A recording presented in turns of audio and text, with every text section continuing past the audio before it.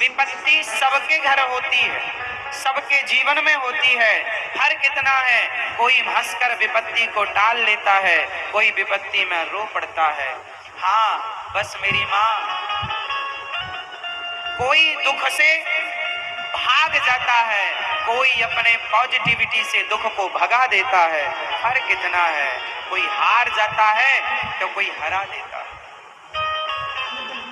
हारना या हराना आपके ऊपर।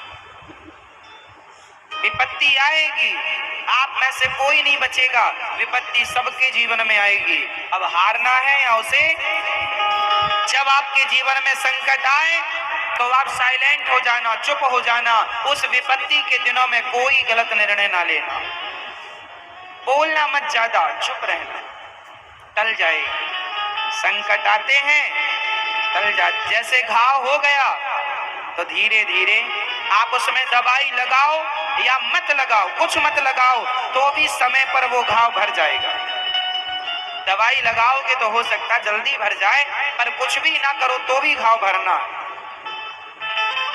जीवन में आई मुसीबत उस घाव की तरह है कि आप कुछ भी ना करें तो भी मुसीबत आई है, कुछ भी मत कीजिए, अपने आप चली जाएगी। ये दिन रात की तरह जीवन में आए हुए संकट होते हैं। जैसे रात आई है तो बिना कुछ किए आपके चली जाएगी, और दिन है तो भी आपके बिना कुछ किए।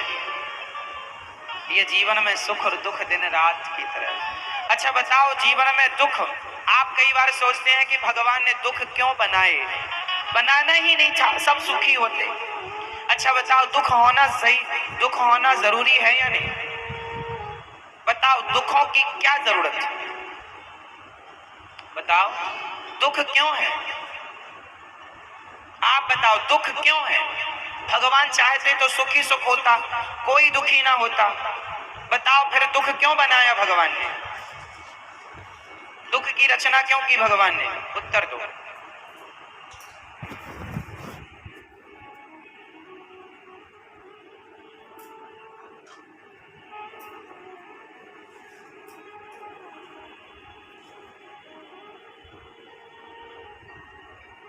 जीवन में दुख ना होता तो सुख की कोई वैल्यू ही ना होती। जीवन में दुख ना होता तो सुख का कोई महत्व होता? आज सुख के महत्व को लोग इसलिए समझ पाते हैं क्योंकि जीवन में दुख आता है, और दुख इसलिए है कि उस दुख में आप भगवान को याद ज्यादा करते हैं। ईश्वर का स्मरण उस समय, दुख में सुमिरन सब करें, सुख में करें न कोई। इसलिए ईश्वर ने बैलेंस बनाया। जरूरी है। सोचो कि दुख ना होता, स्त्री को बच्चा पैदा करने में सुख होता है कि दुख? बोल लो। स्त्री को बच्चा पैदा करने में सुख होता है कि दुख? जोर से, जोर से। दुख होता है। कितना तड़पती है, मछली की तरह छटपटाती है, प्रसव की पीड़ा आप सारी स्त्रियां जानती हैं।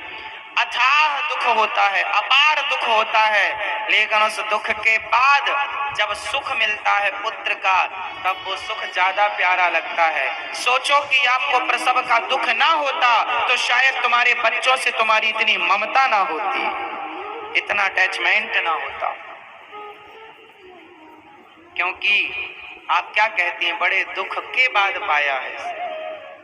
तो दुख के बाद जो चीज मिलती है ना, उसकी वैल्यू होती है, उसकी कीमत होती है। आप 1000 रुपए कमाइए मेहनत करके, और आपको रास्ते में 1000 रुपए पड़े हुए मिल जाएं, तो रास्ते में पड़े हुए 1000 मिल जाएंगे वो, और मेहनत करके जो आपने 1000 कमाया वो, दोनों में अंतर होगा। हाँ या ना? दुख से मिली चीजों में जो सुख है अथाह, इसलिए भगवान गोपियों के संग जब रास रचा रहे थे ना, तो रास रचाते रचाते भगवान गोपियों को छोड़कर चले गए, अंतर्धान हो गए, चले गए। गोपियां छटपटाती रहीं, तड़पती रहीं, रोती रहीं। बाद में आ गए। क्यों गए थे? जब आना था तो गए क्यों थे? बोले जाते नहीं तो मिलने की इतनी उत्कंठा जो अब जागी है, वो उत्कंठा तो पहले थी ही नहीं। वियोग के बाद संयोग का जो सुख है वो अलग है। बिछड़ने के बाद मिलने का जो सुख है वो मिलते मिलते का सुख नहीं है।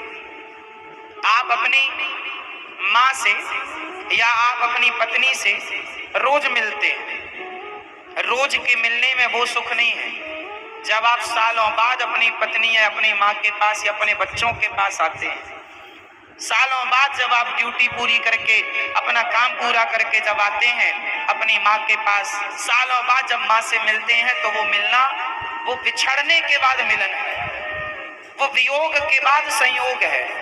आपके बच्चे सालों से आपसे दूर थे, आज आप मिले हैं, तो वियोग के बाद जो संयोग होगा, उस संयोग में जो आनंद है वो अलग आनंद है। हाँ या ना? आप मान रहे हैं इस बात को कि वियोग के बाद संयोग का सुख अधिक होता? हाँ या ना? नहीं आ रही है बात समझ में? इसलिए सुख है तो दुख भी बनाया ईश्वर ने, बैलेंस, ताकि प्रकृति को पाताल बनाए तो आकाश बनाई, माँ बनाए तो बाप बनाए, भाई बनाए तो बहन बनाई, सिर बनाया तो तलवा बनाया भगवान ने, दिन बनाई तो राज बनाया, धर्म है तो अधर्म है, पुण्य है तो पाप है, स्वर्ग है तो नरक है, बैलेंस। क्योंकि एक के बिना दूसरे को जाना नहीं जा सकता। स्वर्ग की कीमत तब ज्यादा होती है जब नरक का दर्शन हो जाए। अरे ये नरक है तब स्वर्ग, अरे भैया ये नहीं वो, और डायरेक्ट कोई स्वर्ग जाए और नरक जाए ही ना, अरे स्वर्ग तो स्वर्ग, कोई वैल्यू नहीं होगी, पर उसके बाद वो ज्यादा कीमत होगी। बैलेंस है ईश्वर। समझ में आ रही है? चलो।